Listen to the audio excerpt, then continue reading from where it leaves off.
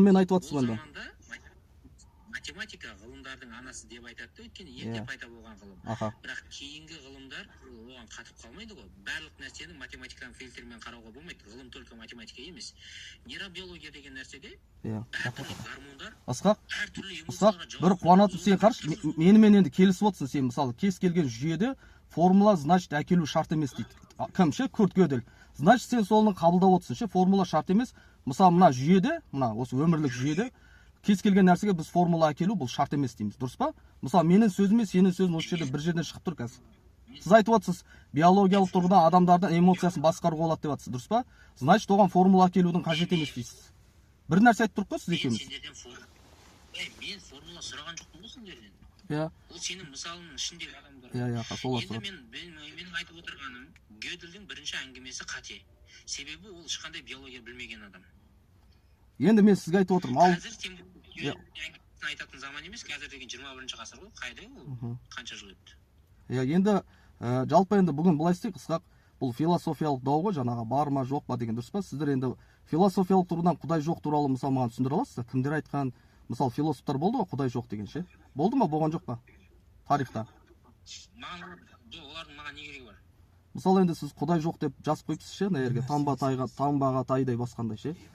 Оны не нәрсеге сүйендіңіз? Ғылымға ма әлде философияға ма? Ғылымға сүйендіңіз ба, Құдайдың жоқтығын әлде философияға сүйендіңіз ба? Соны сұрақ қойып отырмын мен сізге. Ештеңеге сүйеніп отырған жоқпын, мен өзім ойларыма қарап айтып отырмын. Онда сіз мысалы ғылымды жоққа шығарсаңыз, философияны жоққа шығарасыз, дұрыс па? Екеуінде? Мынандай ғой, андай соломенный чучело жасап бар ғой. Мысалы, сен айтасың да, қазақ деген ұлт жоқ, және қазақтар ешқашан болмаған деп айтып отырсың да, мысалы, бұның қате ғой сенің айтып отырғаның. Мысалы, мен сізге айтып отырмын ше, бір нәрсенің бар болуы бұл.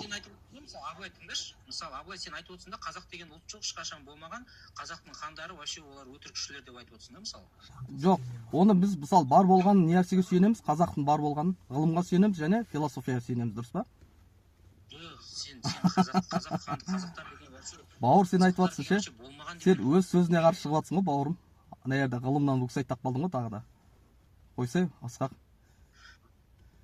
Сен қазақтар ешқашан болмаған, қазақтың хандары қорқақ болған деп айтып отырсың ғой қазір. Біз мысалы қараңыз, мынаны ақидада бізде бұны, дінде былай айтамыз. Хақаиқун әшияу сабитун би'алми дарурия. Қазір менің айтқандарым жоққа шығармайсың ба қазір? Мысалы қазақ дегенде біз араб тілінде шайун дейміз, нәрсе, дұрыс па? Қазақ дегенде сол араб тілінде солай түсіндіреді. Оның бар болуы альму дарурия. Аха. Тұршы, қазір мен сенің ағылшынша сөйлессем, біз қазақпыз. арабшаңды айтып отырсың мына жерде. Біз қазақпыз жарайды. Сол үшін арабша. Жарайды, арабшаны айтпай-ақ қой, жарайды, бауыр. Жарайды, тыңдашы. Енді мен нәрсе айтайын. Мына мысалы нәрселердің бар болуы бұл